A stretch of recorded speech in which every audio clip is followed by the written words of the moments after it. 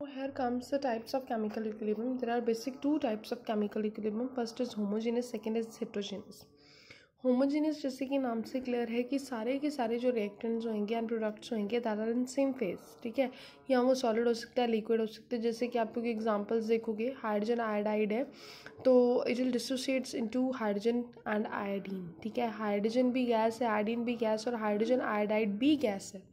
तो रिएक्टेंट भी gases form में और प्रोडक्ट्स भी आपके गैसियस स्टेट्स में, ठीक है।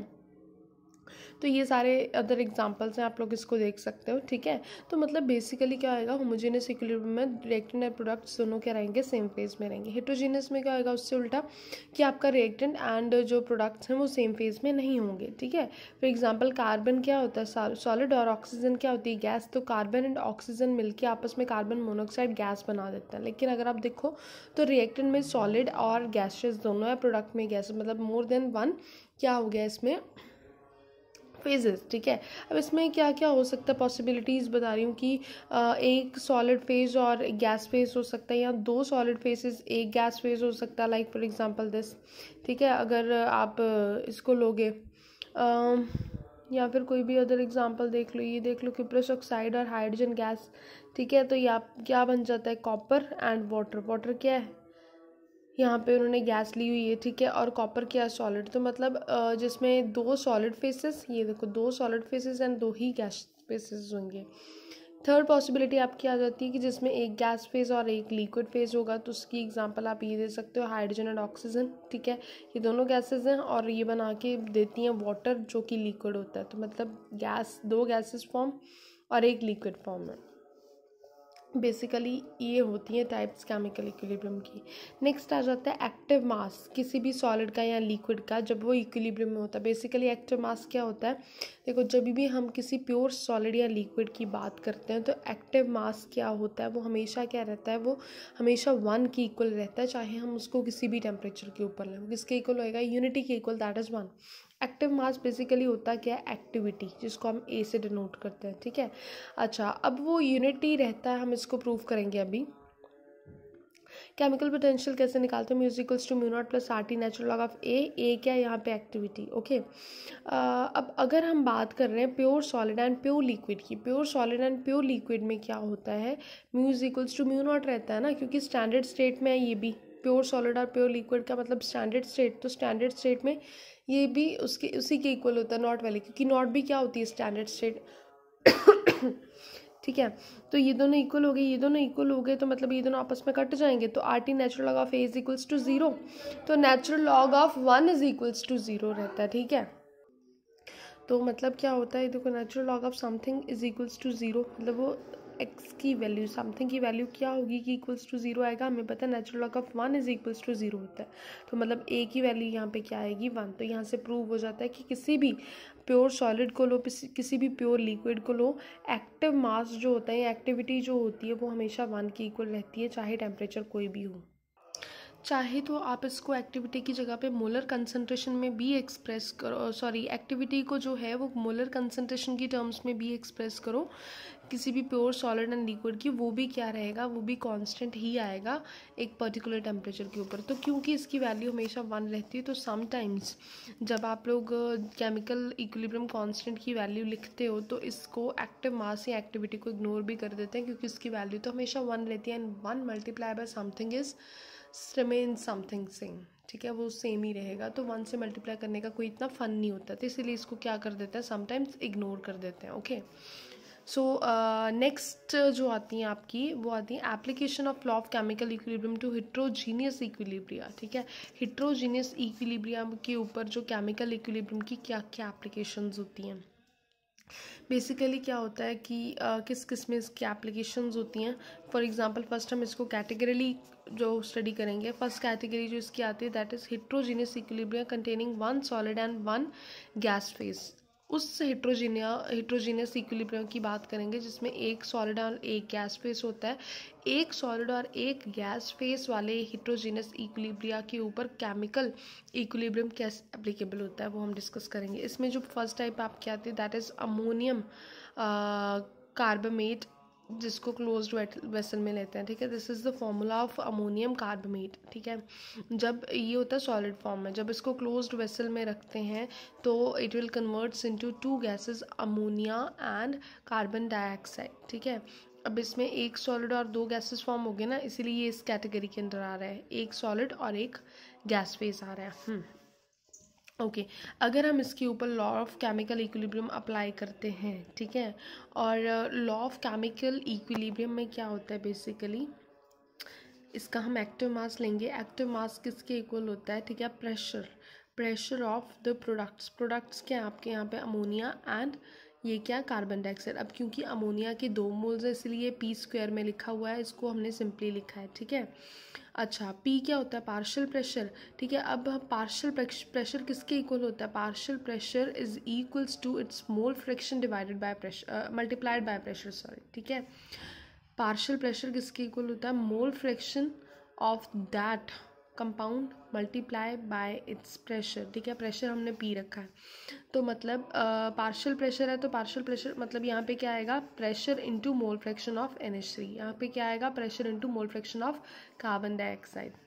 मोल फ्रैक्शन कैसे निकालते हैं आप लोग को पता है, number of moles of that substance divided by total number of moles. अब यहाँ पे टोटल नंबर ऑफ मोल्स कितने, इसके 2, इसके 1, 3, तो 3 से ही डिवाइड होगा। अगर हम अमोनिया की बात करेंगे तो ये 2/3 आ जाएगा, क्योंकि इसके 2, कार्बन डाइऑक्साइड की बात करेंगे तो 1/3। ये देखो अमोनिया का 2/3 इंटू पी है और कार्बन डाइऑक्साइड का 1/3 इंटू पी आ जाएगा, ठीक है। दोनों को हम मल्टीप्लाई करेंगे, इसका स्क्वायर क्योंकि इसमें 2 मोल्स हैं, ठीक है, इसका स्क्वायर कर दो, इसको मल्टीप्लाई करोगे तो you will get 4p³ divided by 27, ठीक है। तो मतलब अगर आपको प्रेशर पता है, ठीक है, तो आप Kp की वैल्यू फाइंड आउट कर सकते हो, मतलब किसकी वैल्यू फाइंड आउट कर सकते हो, इक्विलिब्रियम कांस्टेंट की वैल्यू फाइंड आउट कर सकते हो, ओके। नेक्स्ट एग्जांपल भी इसकी की जैसी है, दैट इज़ अमोनियम हाइड्रोसल्फाइड, ठीक है। अमोनियम हाइड्रोसल्फाइड की डिसोसिएशन होगी 2 गैसेज में, ammonia and hydrogen sulphide. Similarly क्या आना, दोनों का एक मोल है तो इसमें स्क्वायर नहीं आएगा। नंबर ऑफ मोल्स 1 है तो डिवाइडेड बाय 1 + 1 2, ठीक है। 1 डिवाइडेड बाय 2, ये इसका भी 1 डिवाइडेड बाय 2, ठीक है। ये देखो ऐसे ही है, तो p² डिवाइडेड बाय 4। यहाँ पे अगर आपको प्रेशर पता है तो you will able to find out Kp।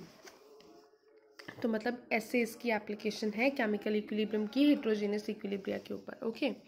Second हम इसकी एग्जांपल डिस्कस करते हैं जिसमें 2 सॉलिड फेज और एक गैस फेज होता है। 2 सॉलिड फेज एंड एक गैस फेज, ये वाला कैल्शियम कार्बोनेट की एग्जांपल हम लेंगे, ठीक है।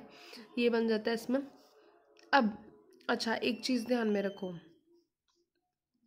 जब भी आपने हमने अभी बात करी है कि जब आप प्योर सॉलिड और प्योर लिक्विड की बात करते हो तो मतलब सॉलिड फॉर्म में भी जो इसका होता है वो किसके इक्वल हो जाता है, एक्टिव मास इसका और यूनिटी के इक्वल, मतलब इस केस में यूनिटी होएगा, ठीक है। तो ये तो यूनिटी हो गया, तो मतलब बचा सिर्फ ये ना प्रोडक्ट्स में, तो मतलब ये किसके इक्वल आएगा, pressure, partial pressure of this, ठीक है। अगर आपको पार्शियल प्रेशर इसको मोल फ्रैक्शन में लिखना है तो आप इसका मोल फ्रैक्शन भी लिख सकते हो। मोल फ्रैक्शन में कैसे लिखोगे, सिंपली मोल फ्रैक्शन तो इसका 1 ही आएगा ना, तो मतलब 1 into pressure of carbon dioxide, okay. Next इसकी जो एग्जांपल आ जाती है इसकी एप्लीकेशन की, that is salt hydrate equilibrium, ठीक है। अब सॉल्ट हाइड्रेट इक्विलिब्रियम के ऊपर आप लोग केमिकल इक्विलिब्रियम को कैसे अप्लाई करते हो। फॉर एग्जांपल ये वाली सॉल्ट ले ली हमने, ठीक है, इसकी हम डिसोसिएशन देखेंगे। इसकी बेसिकली देखो ये पहले सॉल्ट थी जिसमें 12 वाटर मॉलिक्यूल्स थे, इसकी डिहाइड्रेशन होती है, डिहाइड्रेशन होने से क्या रह गए, 12 से 7 वाटर मॉलिक्यूल्स रह गए, 5 की क्या हो गई, रिमूवल हो गया, मतलब उनकी डिहाइड्रेशन हो गई इन द फॉर्म ऑफ गैस, ठीक है, वाटर वेपर की फॉर्म्स में। अच्छा नेक्स्ट टाइम क्या होएगा, 7 की अगेन 7 वाटर मॉलिक्यूल्स की अगेन डिहाइड्रेशन हो जाएगी, 5 वाटर मॉलिक्यूल्स निकल के 7 से तो 2 रह गए। अब 2 की अगेन डिहाइड्रेशन हो जाएगी और 2 वाटर मॉलिक्यूल्स फिर से निकल जाएंगे और ये बिल्कुल एनहाइड्रस हो जाएगा, ठीक है, ये जो आपकी सॉल्ट है। अच्छा अब हर बारी फॉर एग्जांपल इसको आप A मान लो, इसको B मान लो, इसको C मान लो, ठीक है, तो आप कैसे निकालोगे, क्योंकि इसमें 5 वाटर मॉलिक्यूल्स है तो प्रेशर की पावर कितनी आएगी, 5, इसमें भी 5 निकले तो प्रेशर की 5, ठीक है। ये A का आ गया इक्विलिब्रियम कांस्टेंट, ये B का, ये C का। C में कितने निकले हैं, 2 वाटर मॉलिक्यूल्स, ठीक है। अगर आपने प्रेशर निकालना है इसका तो 5 क्या हो जाएगा, यहाँ पे उसकी पावर इधर क्या हो जाएगा, अंडर रूट के साथ आ जाएगा, ठीक है। तो मतलब क्या आ गया, यहाँ पे हमारे पास 3 कॉन्स्टेंट्स आ गए किसके, वाटर के वेपर प्रेशर के, ठीक है। वाटर क्या, जो आपका water molecules in the form of water vapours निकले थे, ठीक है, उनके वेपर प्रेशर के 3 कॉन्स्टेंट्स आ गए। बेसिकली क्या होता है कि कई बारी हम इनको क्या बोलते हैं, डिसोसिएशन प्रेशर्स भी बोल देते हैं एक पर्टिकुलर टेम्परेचर के ऊपर, ठीक है। एक्सपेरिमेंटली अगर इनकी वैल्यू देखी जाए ना, तो जो है आपका डिसोसिएशन प्रेशर वो कितना आता है, फर्स्ट के लिए कितना होता है 19.13, ठीक है, सेकंड के लिए कितना आता है 14.51, थर्ड के लिए कितना आता है 9.8। मतलब बेसिकली क्या कर रहा है, डिसोसिएशन प्रेशर डिक्रीज कर रहा है। क्यों डिक्रीज कर रहा है, क्योंकि हर बारी वाटर मॉलिक्यूल्स की रिमूवल हुई जा रही है, ठीक है। अगर मैं इसको एक्सपेरिमेंटली देखूँ, देखो ये इसका एक्सपेरिमेंटल सेटअप भी गिवन है।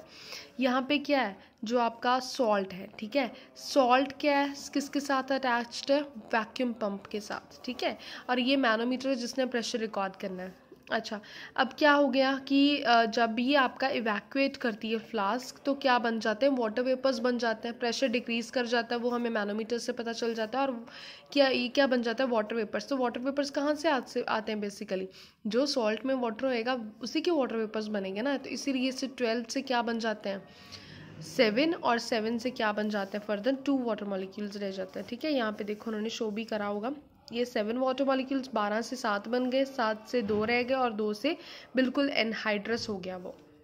यहाँ पे क्या है, number of moles of water पर मोल ऑफ दिस सॉल्ट, ठीक है। तो मतलब क्या हो ही जा रहा है, आपके नंबर ऑफ मोल्स कम होते जा रहे हैं, okay, number of moles of water. Similarly second example है इसकी, बिल्कुल उसी के जैसी है, copper sulphate into 5 molecules of water है, उसकी भी डिसोसिएशन हो रही है, डिहाइड्रेशन हो रही है, ठीक है। पहले 3 रह गए, 3 के बाद 1 वाटर मॉलिक्यूल रह गया, और फिर उसके वो भी निकल गया, तो कॉपर सल्फेट आपका बिल्कुल क्या रह गया, एनहाइड्रस। इसमें भी 3 कॉन्स्टेंट्स आएंगे आपके पास। ओके, लास्ट एग्जांपल जो हमारे पास आती है एप्लीकेशन की, दैट इज हेट्रोजेनस इक्विलिब्रिया, जिसमें क्या होते हैं 2 सॉलिड एंड 2 गैसेस फॉर्म। ये वाली एग्जांपल आ जाएगी उसके अंदर, ठीक है। इसमें देखो ये भी सॉलिड और ये भी सॉलिड, ये भी गैस और ये भी गैस, ठीक है। तो अब हमें पता है कि सॉलिड्स का तो क्या होएगा, एक्टिव मास यूनिटी, ठीक है, तो इसको हमने कंसिडर नहीं करना। बेसिकली हम प्रोडक्ट्स में देखते थे कि हमारी गैस जो है वो प्रोडक्ट्स में ही आती है ज़्यादातर, लेकिन इस केस में क्या रिएक्टेंट में भी आ रही है। तो आप कैसे निकालोगे equilibrium constant, reactant divided by product divided by reactant, ठीक है। हाँ ठीक है, प्रोडक्ट का प्रेशर क्योंकि ये 4 है, ठीक है, तो P पावर 4, और ये भी 4 मॉलिक्यूल्स हैं, तो P पावर 4 ऑफ वाटर, ठीक है। तो पार पार कट जाएगी, तो मतलब pressure of hydrogen gas divided by pressure of water, ठीक है। इसको उसने कॉमन ले लिया, क्योंकि सॉरी ये कट नहीं गया, ये पार थी ना यहाँ पे, तो वो उसके अंडर रूट में चला जाएगा KP के। तो मतलब यहाँ से आपको क्या पता चल जाएगा कि चाहे आप कितना भी ये डालो, चाहे आप कितना भी रिएक्टेंट डालो, ठीक है, इक्विलिब्रियम में जब वो प्रेजेंट होंगे तो आपकी हमेशा जो वैल्यू है वो क्या आएगी, एक कांस्टेंट वैल्यू आएगी, ओके, किसी भी पर्टिकुलर टेम्परेचर के ऊपर। थैंक यू, इसी के साथ हमारा ये चैप्टर फिनिश हो गया है।